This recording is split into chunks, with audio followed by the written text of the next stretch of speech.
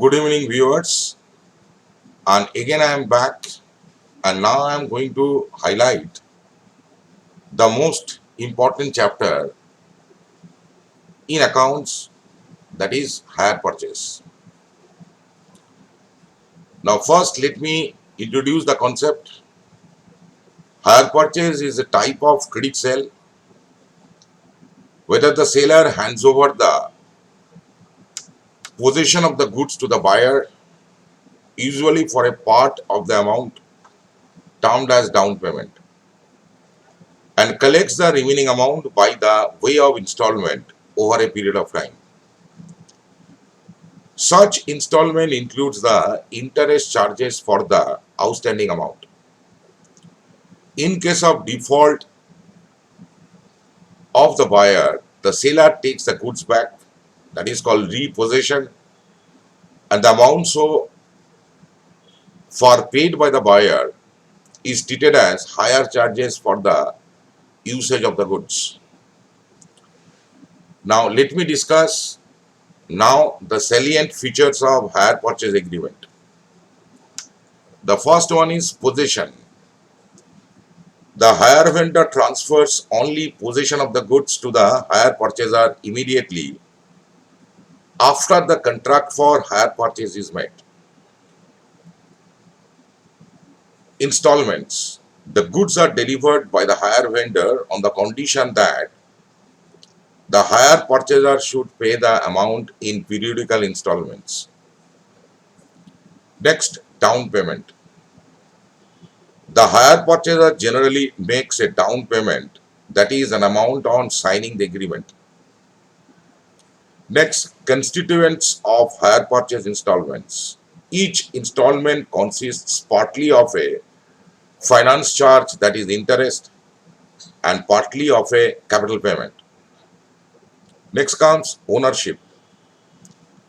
The property in goods is to pass to the hire purchaser on the payment of the last installment and exercising the option conferred upon him under the agreement.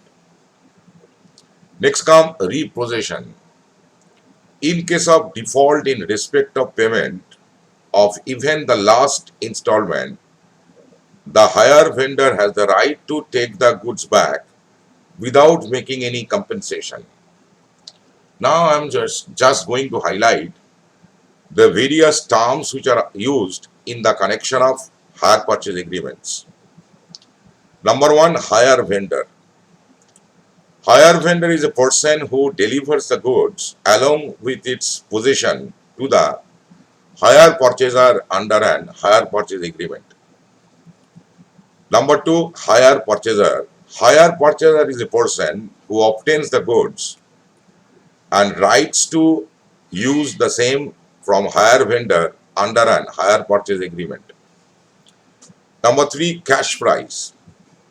It is the amount for which an article can be purchased immediately by making cash payment without there being any facility of installments.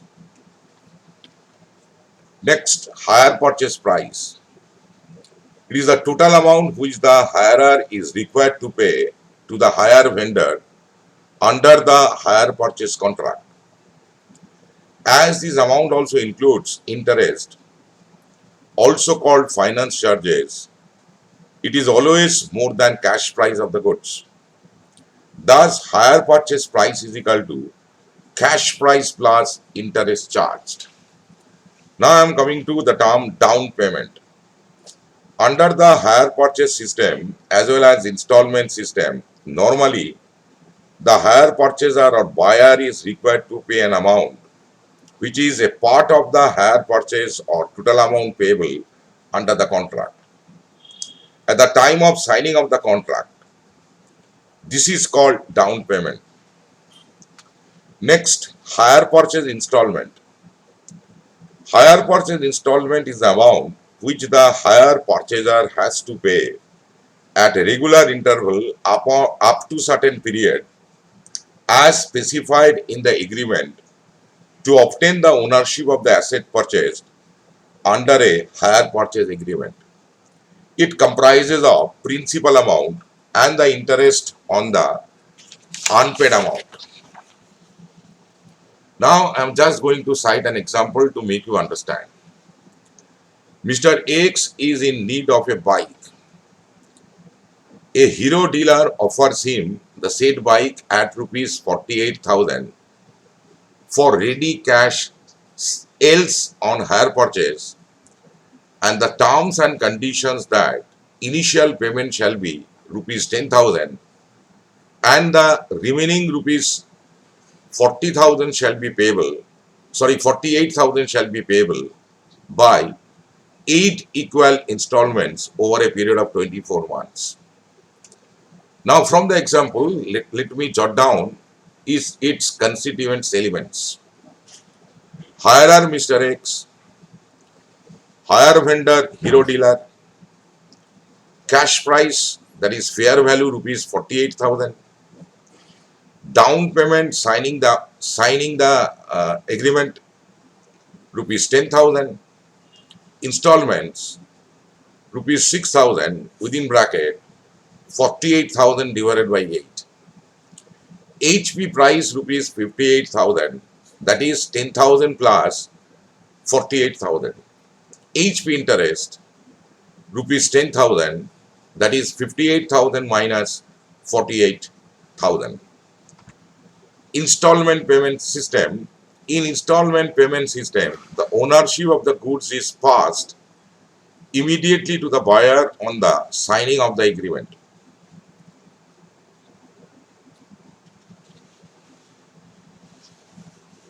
Now I am coming to ascertainment of interest and cash price. We know that the hire purchase price consists mainly of two elements. Number one, cash price, and number two, interest. Cash price is an expenditure incurred for the acquisition of an asset towards payment of capital, that is principal amount, and interest is an expense in the nature of revenue for delay in making the full payment. Now I am coming to the point, ascertainment of interest. Interest is charged on the amount outstanding. Hence, if the hire purchaser makes a down payment on signing the contract, it will not include any amount of interest. It should be noted that though the installments of a hire purchase agreement may be equal, the interest element in each installment is not the same. Remember, it should be noted that though the installments of a hire purchase agreement may be equal, but the interest element in each installment is not the same.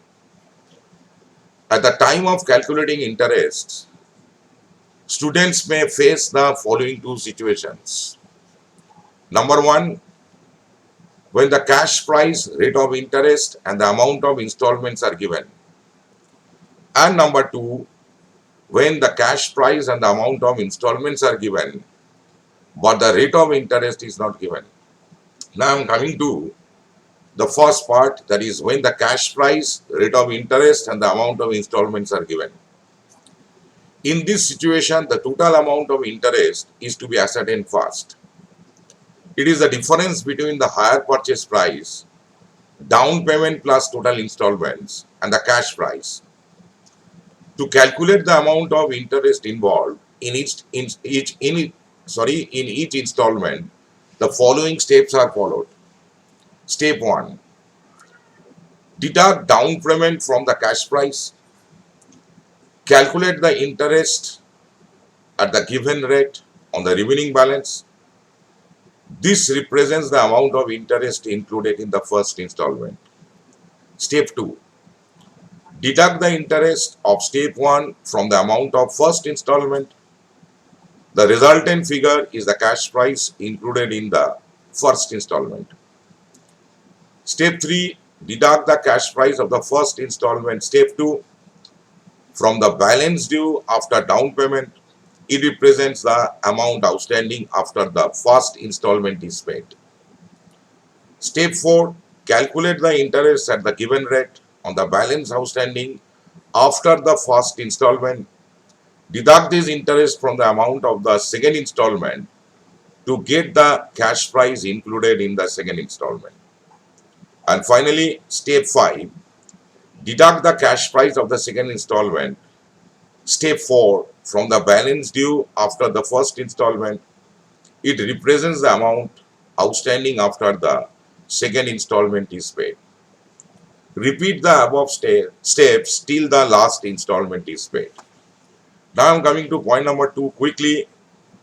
When the cash price and the amount of installments are given, but the rate of interest is not given, then we have to find interest rate implicit in the transaction by by bar, uh, by segregating the installments between reduction in liability and finance charges interest. Internal rate of return is the discount rate that equates the present value of the expected net cash outflows out of down payment and installments is equal to cash price. When the net cash flows are not uniform over the life of the investment, the determination of the discount rate can involve trial and error and interpolation between interest rates. IRR methods does not use the desired rate of return but estimates the discount rate that makes the present value of subsequent net cash outflows equal to the cash price. Now, so far the second method is concerned, that is when the cash price and the amount of installments are given, but the rate of interest is not given, this will not be included in the intermediate examination of CMA. Hence, you may not study this. Thank you. Thank you very much. I'll be coming with the next portion of this hire purchase in my next video. Then